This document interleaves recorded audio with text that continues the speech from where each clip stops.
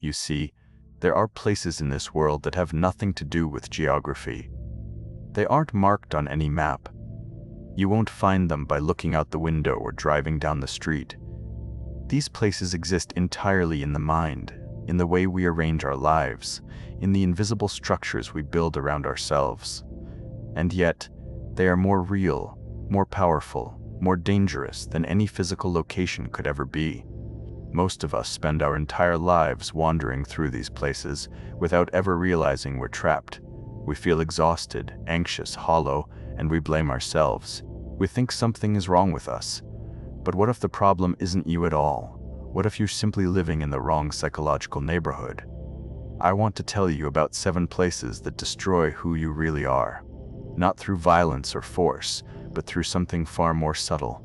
They destroy you by making you forget yourself, by teaching you to abandon your own nature, by convincing you that the mask is more important than the face beneath it.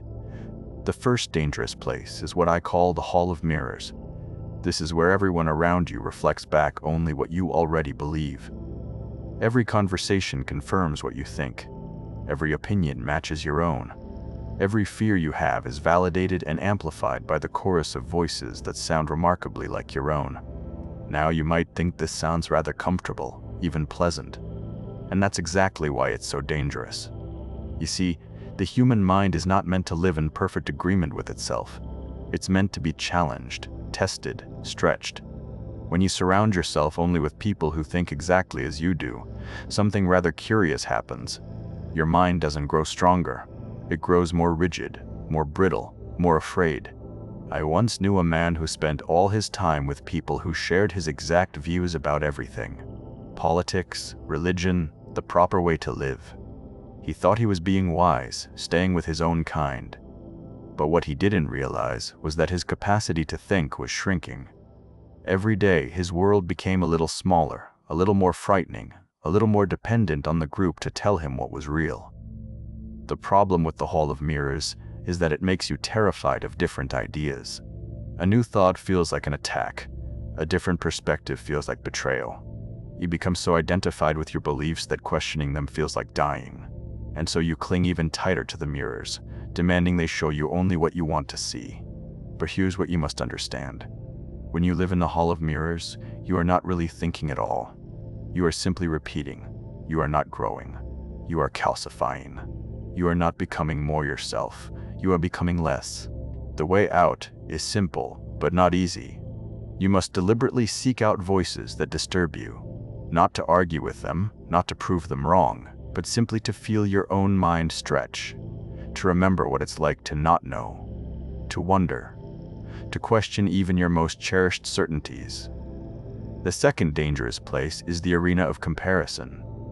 This is where you measure your worth against everyone else's achievements, status possessions, and success. In this place, nothing you do is ever quite enough because someone somewhere has always done it better, faster, or more impressively. The arena of comparison is peculiar because it disguises itself as motivation. We tell ourselves that comparing ourselves to others will inspire us to improve. But watch what actually happens. When you live in this arena, you don't become inspired. You become exhausted. Every achievement feels hollow because it's not good enough compared to someone else's. Every success is immediately followed by the question, but what about them? I remember a woman who got a promotion at work, something she'd been working toward for years. But instead of feeling joy, all she could think about was her colleague who had been promoted to an even higher position. Her accomplishment meant nothing because someone else had accomplished more. Do you see the trap? She had given away her power to feel satisfied with her own life. The arena of comparison is built on a fundamental confusion. It treats life as if it were a race with a single finish line, as if there were some objective measure by which all human lives could be ranked. But this is nonsense. Your life is not comparable to anyone else's life. You are not in competition with the rest of humanity. You are on your own path, playing your own game. When you live in the arena of comparison, you stop pursuing what actually brings you joy and start chasing what brings recognition. You stop listening to your own desires and start performing for an imaginary audience. You become so busy keeping score that you forget to actually live. The escape from this place requires something radical. You must stop measuring altogether, not occasionally, but completely. You must learn to do things simply because they delight you, not because they will impress anyone. You must recover the child's capacity to play without keeping score, to create without needing applause, to exist without constantly calculating your rank. The third dangerous place is the theater of masks. This is where authenticity is punished and performance is rewarded. Here you learn to show only the parts of yourself that are acceptable, impressive, or useful. Everything else must be hidden behind a carefully constructed facade. Now, we all wear masks to some degree. This is natural, even necessary. You don't bare your soul to the grocery clerk or share your deepest fears at a business meeting.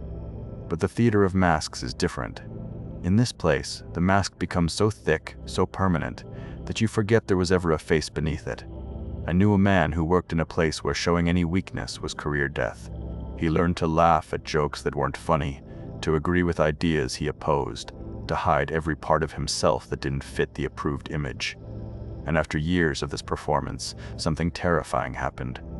He no longer knew who he really was. The mask had become the only identity he could recognize. This is what the theater of masks does. It doesn't just hide your true self, it erases it, slowly, imperceptibly, until one day you reach for yourself and find nothing there. You've become a hollow performance, a walking costume with no one inside. The most insidious part is how exhausting it becomes. Every interaction requires careful calculation. What can I say?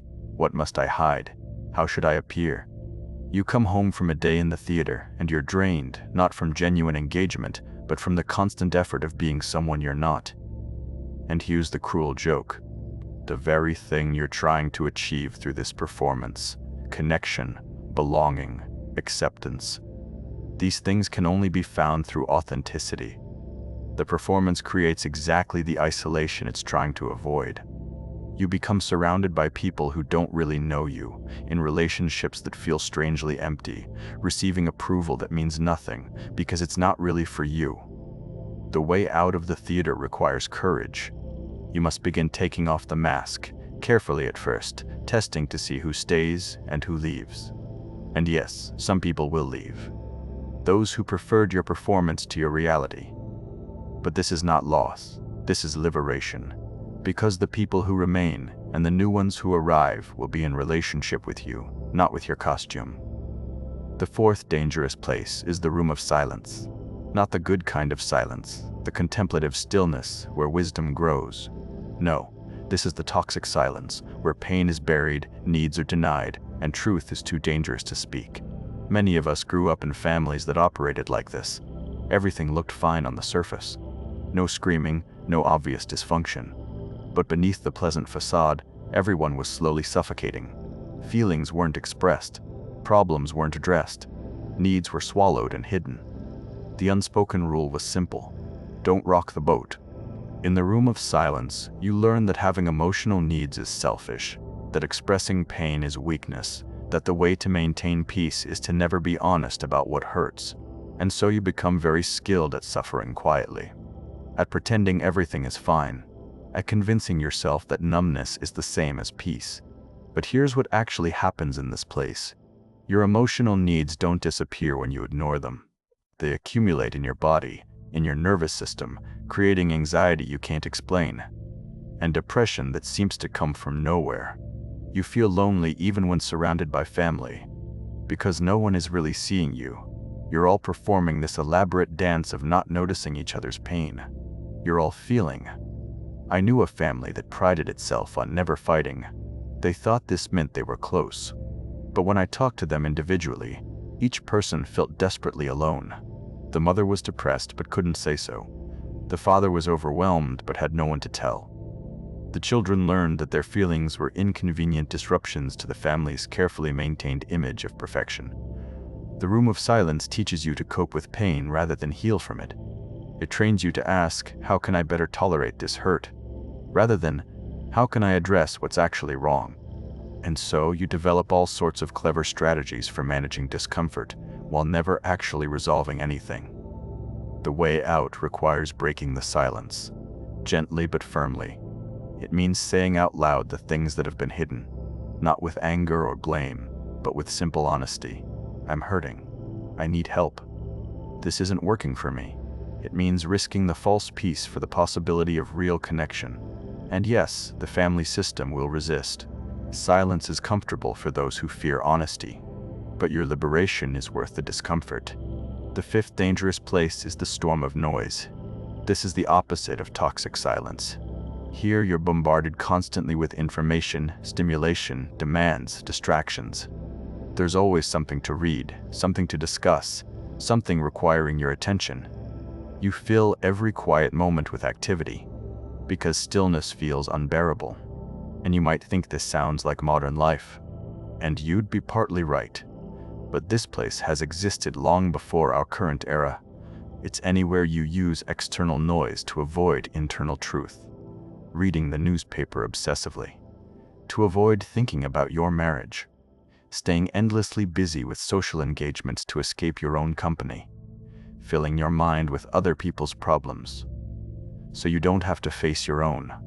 The storm of noise is seductive because it feels productive. You're staying informed, staying busy, staying engaged. But watch what happens to your mind in this place. You consume enormous amounts of information, but retain almost none of it. You have opinions about everything, but deep understanding of nothing. You're exhausted from constant mental activity, but can't point to anything you've actually accomplished. I once knew a man who read 3 newspapers every morning and spent his evenings in endless discussions about current events. He prided himself on being well informed. But when I asked him what he truly understood, what wisdom he'd gained from all this consumption, he had nothing to say. He'd been filling his mind with noise to avoid the silence where real thinking happens. The storm of noise keeps you in a state of constant reaction. You're always responding to the latest thing, the newest crisis, the most recent outrage. There's no time for contemplation, for integration, for allowing experiences to settle into understanding. And without that settling, nothing you learn actually becomes part of you. It just passes through, leaving you feeling full, but somehow still empty. The way out is frightening, because it requires turning off the noise and sitting with whatever arises. At first, anxiety will flood in. All the things you've been avoiding will rush to the surface. This is why you kept the noise going in the first place. But if you can stay with the discomfort, something remarkable happens. Your mind begins to clear. Your thoughts become your own again. You start to hear that quiet inner voice that the storm would rudge. This is where you systematically abandon your own truth, your own needs, your own instincts. It happens so gradually you don't even notice. You say yes when everything inside you screams no. You stay in situations that drain you because leaving feels too difficult. You choose what's expected over what's authentic, what's safe over what's true. In the chamber of self-betrayal, you become skilled at ignoring yourself. Someone asks what you want, and you genuinely don't know because you spent so long considering only what others want. What seems practical? What will avoid conflict? Your gut instincts, which were once clear and strong, become faint whispers you've learned to disregard. I knew a woman who spent 20 years in a career she didn't care about, married to a man she didn't love, living in a city that depressed her. When I asked why, she said it was what made sense. Her family approved, the job was secure, the marriage was stable. She'd built her entire life on what seemed reasonable to everyone else, while completely ignoring what felt right to her. This is what the Chamber of Self-Betrayal does. It convinces you that maturity means ignoring your desires, that responsibility means betraying your truth, that being a good person means abandoning yourself. And so you make 1,000 small compromises, each one barely noticeable, until you wake up one day and realize you're living someone else's life entirely. The cruelest part is that society often rewards self-betrayal. You're called mature when you ignore your needs, responsible when you sacrifice your happiness, selfless when you put everyone else first. But this is not virtue. This is slow spiritual death. You cannot love others authentically while betraying yourself. You cannot give from an empty well. The way out requires something that may feel selfish at first. You must begin checking in with yourself. Again, what do I actually want? What does this feel like in my body? What is my truth regardless of what others expect? And then, most frightening of all, you must begin making choices based on these answers. Some people will be disappointed. This is inevitable. But your life belongs to you, not to their expectations. The seventh and most dangerous place is the basement of shadows. This is the internal space where you've locked away all the parts of yourself you're too afraid or ashamed to face. Every painful memory, every shameful thought, every quality you've decided is unacceptable. Down into the basement they go. Now you might think this sounds like a good strategy. Push down the bad stuff and focus on being good. But here's what actually happens. What you bury doesn't stay buried. It grows stronger in the darkness, influencing your behavior in ways you don't understand. You find yourself overreacting to small things, sabotaging your own success, repeating patterns you swore you'd never repeat. And you can't figure out why, because the real cause is locked in the basement. I knew a man who despised his father's anger, swore he'd never be like that, prided himself on being calm and controlled. But then he had children, and to his horror, he found himself raging at them over tiny things. He'd locked his own anger in the basement, thinking he'd gotten rid of it. But it had simply been waiting in the dark, gathering strength until it burst out in exactly the way he feared. This is what the basement of shadows does. Every quality you reject in yourself doesn't disappear. It goes underground and starts running your life from the unconscious. You judge others harshly for traits you secretly fear in yourself. You attract situations that force you to confront what you've been avoiding.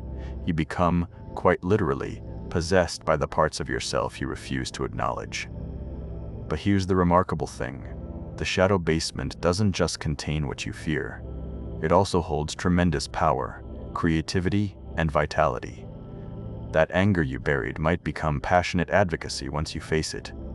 That sadness might become deep empathy. That shame might become fierce compassion for others who struggle with similar issues. The way out of the basement requires descent. Not avoidance, not denial, but the courage to go down into the darkness with the light and see what's actually there. Not to judge it, not to fight it, but simply to acknowledge it. Yes, this is also part of me. And in that acknowledgement, the shadow loses its power to control you unconsciously. You become whole again, integrated, no longer at war with yourself. So here we are. 7 places that destroy your true self. The hall of mirrors that makes you rigid and afraid.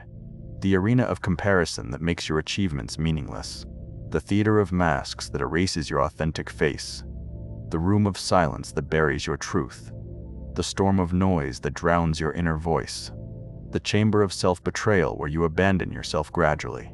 And the basement of shadows where you hide from your wholeness. But recognizing these places is only the beginning. The question now is, how do you leave? How do you reclaim yourself? The answer is both simple and terrifying. You must become conscious.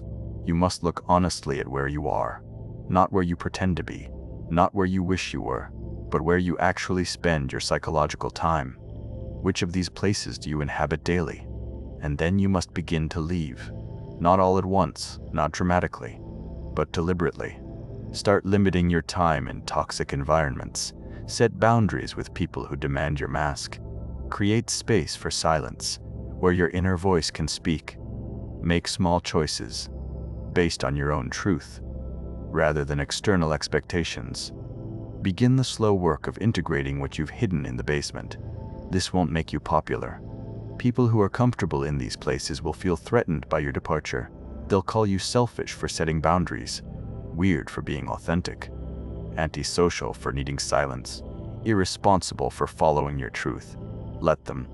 Your freedom is worth their discomfort. And here's what you'll discover on the other side. When you leave these dangerous places, you don't just feel better, you become different. Your relationships deepen because they're based on truth rather than performance. Your work becomes meaningful because it comes from your authentic self. Your mind clears because it's no longer filled with noise and comparison. You feel alive again because you've stopped abandoning yourself. But perhaps most importantly, you give others permission to leave too. When you stop participating in these toxic patterns, you create an opening for others to escape. Your family might begin speaking truth. Your friends might remove their masks. Your workplace might become more human, not because you preached at them, but simply because you showed them another way is possible. You see, these dangerous places persist because we collectively agree to inhabit them. But when enough individuals choose freedom, the whole system shifts. One person's liberation creates ripples that spread far beyond what you can see. So ask yourself right now, which of these places have you called home? Where are you spending your psychological energy? What would it take to leave? Because here's the beautiful truth. You are not stuck. These places have no walls except the ones you believe in. The Hall of Mirrors? Walk toward a different voice. The arena of comparison. Stop keeping score. The theater of masks? The theater of masks. Take off the costume. The room of silence? Speak your truth. The storm of noise? Turn it off. The chamber of self-betrayal? Choose yourself. The basement of shadows? Descend with curiosity instead of fear. Your true self is not destroyed. It's simply been buried under layers of accommodation, performance, and fear. But it's still there, waiting patiently for you to remember who you actually are, beneath all the costumes and compromises. The meaning of your life is not to successfully navigate these dangerous places. The meaning is to recognize them, leave them, and discover what remains when you're no longer defending, performing, or hiding. What remains is you, the real you, the one who was always there, watching, waiting, ready to live again. And when you find that self, you'll wonder how you ever mistook these prisons for homes. You'll see clearly that freedom was always available. All was just one honest choice away. The door was never locked. You were simply afraid to open it. But now you know. The 7 dangerous places exist, yes. But so does the way out. And the way out begins with seeing where you are, admitting it honestly, and taking one small step toward truth. Not tomorrow, not when conditions are perfect, but now, always now. This is your invitation, not to perfection, not to some distant achievement, but to the simple act of coming home to yourself, to living from your center instead of from fear, to playing your own music instead of dancing to someone else's tune. The dangerous places will always be there, offering their false comforts and familiar prisons. But you don't have to accept the invitation. You can choose differently. You can walk out of the Hall of Mirrors and into genuine conversation. You can leave the arena and pursue what actually brings you joy. You can remove the mask and risk being seen. You can break the silence and speak your truth. You can turn off the noise and listen to yourself. You can stop betraying yourself and start honoring your own knowing. You can descend into the basement and integrate your shadows. This is not easy work, but it is the only work that matters. Because what good is a life spent in these places? What's the point of surviving if you've lost yourself in the process? Your true self is calling, not from some distant future, but from right here, right now. Beneath all the layers of protection and performance, it's been waiting for you to remember, waiting for you to come home. The question is, will you answer? This is only some imposing PLM staff on the Suda of Mayan. You can see the use